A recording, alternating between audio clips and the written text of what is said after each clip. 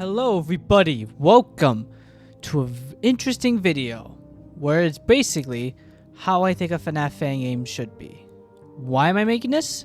Well, this is for any new developers, coming into the franchise and stuff, but not exactly the men, but the women. Why, you ask? Well, if you probably know, today, by the time this is coming out, it's actually, I think, National Women's Day, actually. And let me just back it up. So basically, during my recent English class this year, I read this interesting TED Talk made by Isabella Aranda, I think that's how you pronounce it. And she said something about, if women took more charge, the world would be a lot better. And of course, my FNAF brain thought, how would that be with FNAF fan games? Because most of the fan games that I've played, and a lot of people play, have mainly been made by men. Most of the time. And that made me wonder, what would a FNAF fan game made by specifically a woman would be? And we actually had a few examples of that actually appear. There's two I remember specifically releasing in 2024. There may have been more, but the two I specifically remember, not this year, last year, were Graveyard Shift at Freddy's and Final Fantasy Sonic Solar Switch Up. The one I mainly want to talk about was Solar Switch Up because, well, Graveyard Shift Freddy's is currently down right now. But Solar Switch Up is definitely something I want to talk about. It's mainly because of the game mechanics. This game was made by Sunrose. Well, technically was. I don't know. It's complicated. She also kind of left as well. But anyways, in this game, it's pretty much what I want to focus on are the mechanics of the game. And which are for the 6 characters, Blaze, Silver, Moraine, Cream, Cheese, and Blossom Blaze. I think that's what her name is. Yeah, Blossom Blaze. Where they pretty much act the same, except for Cream and Chow, who both act like Foxy. But there's tiny little differences with each of them. Blaze, you have to use the light instead of the doors. Silver, he will use his telekinesis powers to prevent the door from closing. You have to hold the door button in order for it to actually close on either side. So yeah, each of these animatronics will go for both sides and the vents. Marine will sometimes decide to destroy a generator, and you have to shock her before the generator is destroyed. Cream is Foxy, but will go for both doors. Cheese is Foxy, but will go to the vents. And Blossom Blaze is just ordinary Blaze, but she sometimes want to try and destroy the generator. And that's what I really liked about it. Everyone was completely randomized. Like, the night would never be the same. There was never like some specific formula you had to go through because everyone was completely randomized in a sort of way. And the other unique thing was the backup generator, where every single time you start a knife, you will have to charge 3 backup generators. Each of them will contain specific amount of backup power, and you will need this because the power waste is a lot in this game, and I mean a lot. All this in mind made me realize how advanced fan games could be and how amazing they could possibly be, because there was no other fan games that is like Solar Switch Up, at least so far. It's a shame we won't be able to see what the other installments of the game has to endure. That's why for any newcomers around, I want to give some advice, let's just say, but how I think a FNAF fan game should be. Well, I may not make some good ones. I still know exactly what a FNAF fan game should be. And let's talk about the premise. Now, your idea of the fan game doesn't need to be too big. In fact, it can be very small and still be successful. As long as you know what you're doing, you shall be fine. And you can do this with any network you want to use. Click Team, Game Maker, Unity, Unreal Engine, whatever one. The main one I mainly focus on is Click Team. But yeah, so the menu. It doesn't need to be that advanced. If you want to be a classic menu like FNAF, that's fine. If you want to go something more unique, that's also fine. Just make sure you don't overdo yourself while doing the work. For example, Final Fantasy 3 was way beyond anything I ever done before, and it kind of took a toll on me last year, and it was so much for me to do. So, which is why I'm kind of taking a back seat in this year a bit with general stuff. But anyways, The gameplay doesn't need to be, well, that complicated. But getting back to Solar Switch Up, as you saw, you pretty much don't need to make new mechanics. You could just, I don't know, involve the mechanics you already seen before and take them into new directions and whatnot. And that's what I've done with my fan games. For example, Forza Morals 1 is a mix of FNAF 1 and 3. Well, actually, that's not a good example. Forza Morals 2 is a mix of FNAF 2 and 4, where you have the mask, but you have to also go inside the vents and check to see if there are animatronics there and listen for breathing and whatnot. So you can like mix around with mechanics and whatnot, which can make games very interesting. And the characters, they don't have to be complicated. If you want to take a other franchise like Warriors and stuff, why not? If you want to make your new type of characters, also why not? Though I don't know what exactly advice I could take about the new characters. Is that whereas make them interesting, I guess. Last of all, the phone guy. I'm gonna be honest. You shouldn't really make the phone guy be, I don't know, a tutorial type thing. Like back in the first few games, the phone guy doesn't actually teach you what to do at all. You kind of had to mainly figure it out by yourself. He still kind of does, but like it's little small details. What I think you should do is try to make it so where the phone guy does not know what's going on, but he still in a way tells you the mechanics and just like sort of hints of possible way. I feel like that's how phone guys should be. I don't think they should be removed. If you don't want them there, then they don't have to be there. But what you could do is make it where he talks about a mechanic, but he doesn't exactly have a full-on idea what's going on. Though it honestly depends on the story. If the story needs the phone guy to know what's happening, then that's fine.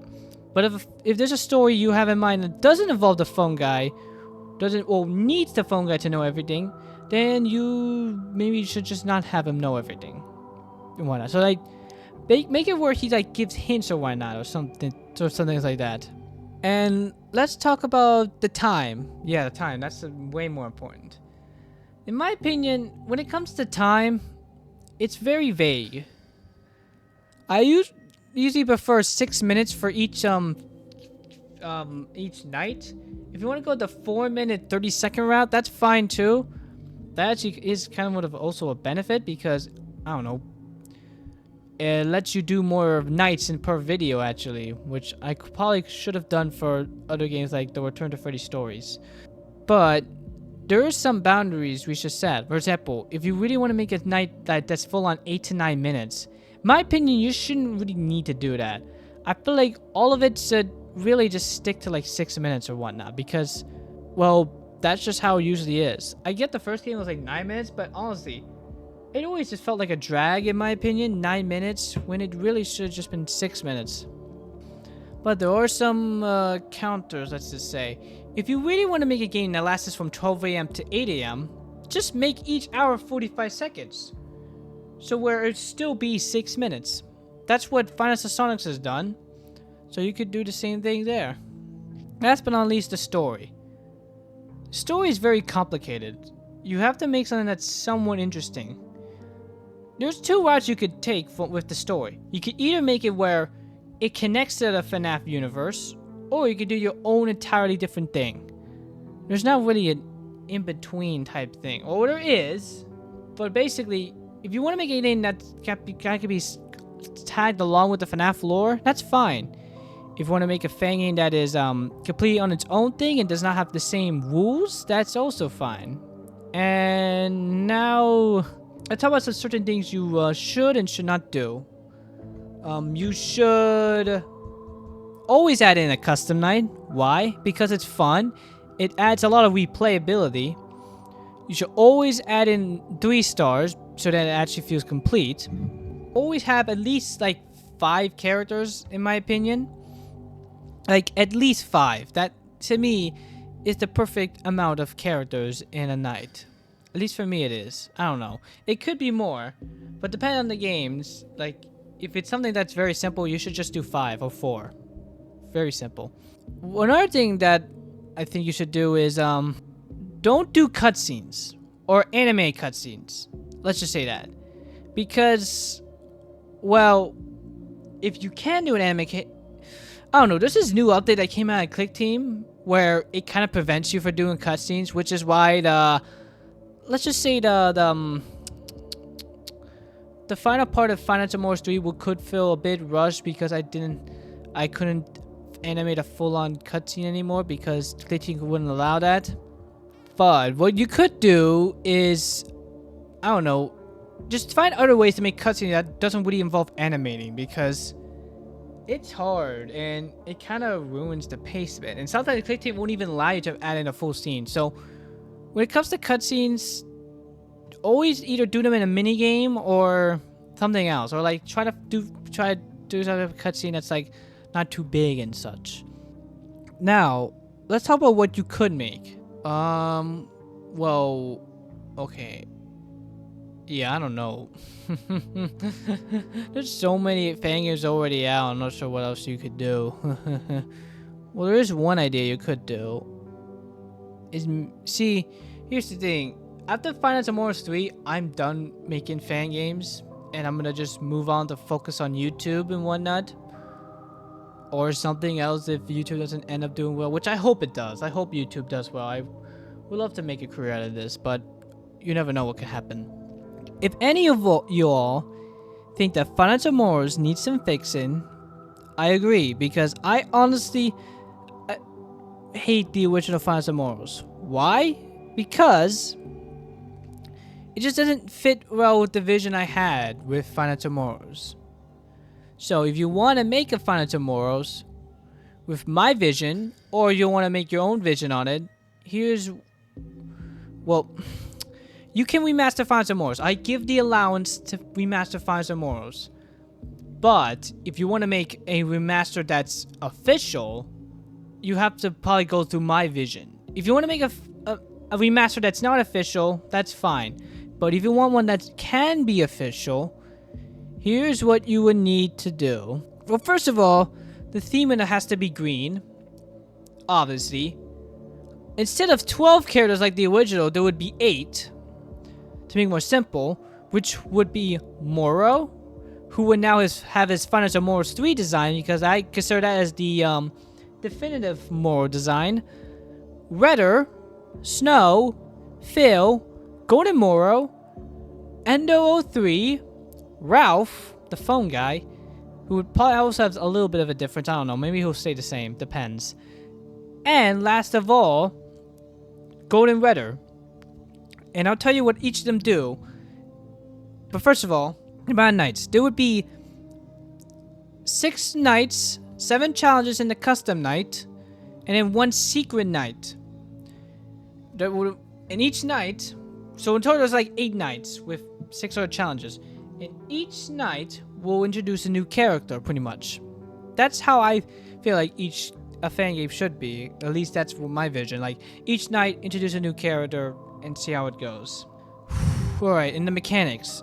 Now, my entire vision of Final Fantasy has always been combine FNAF 1 and 3. And this new take, what I call is the perfect Final Fantasy, actually takes that vision. The map layout would be the same, but I would remove all the free roam and post-night sections. I guess this could be another lesson. Only add in post-night if you feel like the game really needs post-nights. Like, Final Fantasy, in my opinion, didn't really need post-nights. It really did not. And if you really want to make a post-night, try to make it unique. Like, every post-night in my Final Fantasy game is always something unique. It's never the same thing, unlike Jollibee's. It's always something new and unique to do in each of them. But anyways, back to the Final Fantasy thing, right? Yeah, alright, yeah. Basically, you would have all the things from Final Fantasy 3, but also some of the things from Final Fantasy... Final Fantasy 3, but also Final Fantasy 1. The camera to the right, the panel on the left, the doorway that you can actually close. I'm not sure about light system. I think I would remove the light system because I want to encourage camera uses. The vents, which will also have a door, and the window, which will also have a door this time. In the panel, you will have fixed camera, fix audio, fix door system, I think, and a corrupt signal type thing. Yeah, that's what I would add in. Why? I'll explain it later. The cameras will be the same, but now you have an audio system. Here's how it works. Moro will be probably the main attraction, because this is another lesson that you definitely need to pay attention to. Always make the main character the hardest to deal with. Why? Because if he's your main character, then the main focus should be him. You shouldn't make someone else have a very hard mechanic. You should only be the main character so that everyone focuses on that main character. For example, Freddy has the hardest mechanic in FNAF 1 for how he will slowly make his way to the door and he'll never, I don't know, backtrack. He will occasionally, but if you ever, I don't know, turn away from him at any moment, he will make his chance to get in your office. And that's happened multiple times to me. So making him the hardest. That's what you should always do. Anyways, Moro would pretty much be Springtrap, but of course he'll be a lot easier to deal with because now you have multiple characters. So you pretty much have to make sure he doesn't enter your office pretty much, or else it's game over. Anyways, there's also going to be power, and no, I don't know, if you really want, you can make it where the audio also takes away power, but I feel like that'd be too brutal unless you add in a recharge power system if you really want to. But I'm not sure yet. Anyways, Redder, Snow, and Phil will all act the same way, except they go in different directions. So for example, Redder will go to the left door and you have to close it if he's there, but you would have to use the cameras to see if he's there for a Redder. Snow will be in the vent, and of course you have to check the vent camera to see if she's there.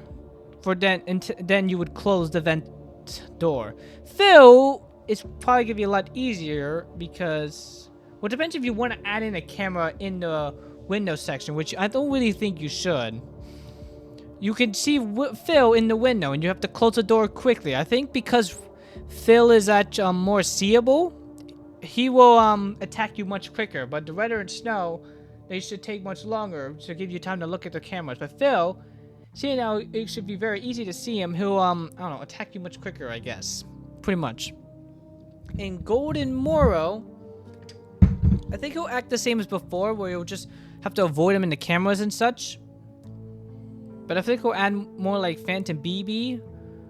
But maybe we'll still have a chance to kill. I don't know. I think maybe, you know what? Maybe he should act like a Phantom.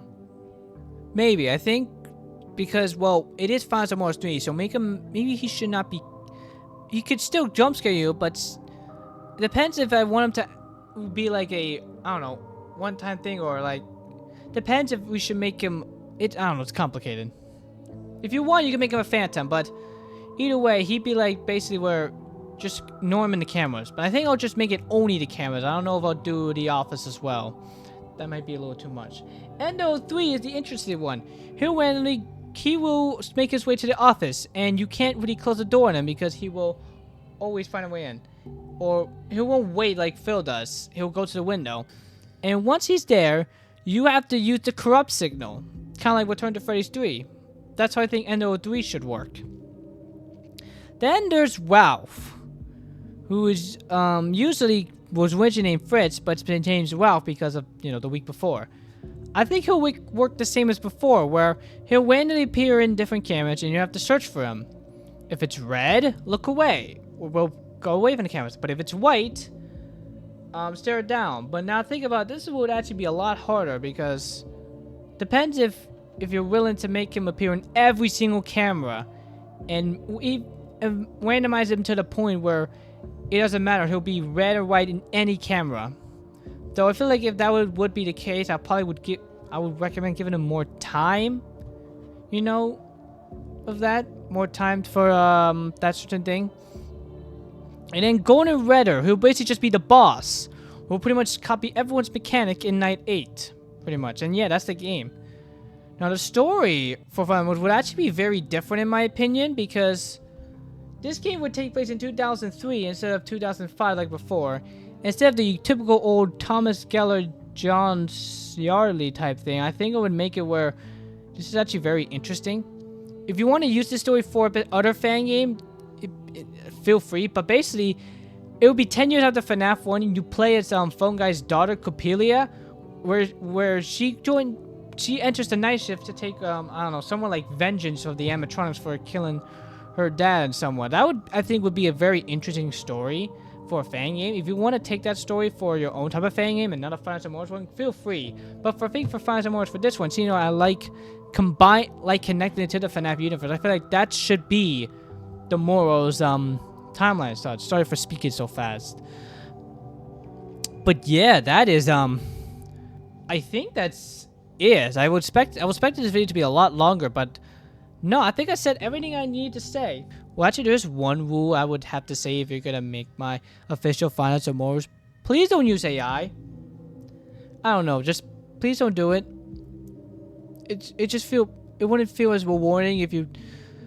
I don't know. I never use AI in my Final Fantasy Moro's games, so I feel like you really shouldn't if you want to actually make an official remaster of it. Just saying. Oh, you know what? In fact, we're not done yet. I just realized. I forgot about the most important advice of all. Never work alone. I'm gonna just say it. Always have a team. Because nowadays, if you want to make a fan game, you really can't do it by yourself anymore. Lots of fan games are always with a team. No matter how small of a role they do, it's always a team of people. I feel like if you really want to make a fan game, I feel like, or a good, very great one, you should always get a team. Few for voice acting, few for modeling, or one for modeling. If you want to do multiple, that's fine. Or script writing, even though I'm not sure how that works. Why you need it? How would the script writing part work? I'm confused about that one. Maybe that's like writing or like an actual. I don't know. Maybe that's for like the voice actors or something. I don't know. This is the second most important thing I think in a fan game should have. Always have fantastic music. Why, you may ask? Because music always make you feel something during specific sections. For example, the most popular one, at least in my opinion, was the music that played in the Home Sweet Home, Don't Wake Up the Angels or something like that. And whenever you listen to that during that section, it basically just lets you know, makes you feel for all the kids who used to be in there and how much they suffered. And that's why you should do for specific fan games. For example, if you're doing like a post night or a menu theme or an end theme or credits, like always have a theme, always have music on it. Or hell, even in main nights, have music. So always have like a composer to help you out in each of these fan games. At least that's in my opinion. Just always make sure the music's like full on peak. Don't make them just ordinary ambient music unless, I don't know, you can find a way to make them sound cool. Just don't always do ambience. Just make like soft piano like stuff and whatnot. And I think I just realized another super important advice. Never have a deadline. I'm gonna just be honest. Don't ever have a deadline, because that kind of ruins the pacing and kind of makes you rush. So when you're making a FNAF fan game, don't ever have a deadline, if I'm being honest. We've seen what happens when people have a deadline. Hashtag Poppy Playtime Chapter 4 having a deadline of 1 year, and look what happened to that. Just saying, just don't ever have a deadline. Just release it when it's ready. Simple as that. Just don't ever have a deadline, okay? Okay, I think we're all good to go now officially. I think I've spelled out all the most important advices out there. I really hope this helps you out with FNAF project in the future. And I can't wait to see if any new gen FNAF makers make in the future. And yeah, if you like this video, give it a like. Share this with other people who might need this video. Consider subscribing for, I don't know, in case if this video helps and I end up playing one of you fan games in the far future. And I will see you all next time. Bye, everybody.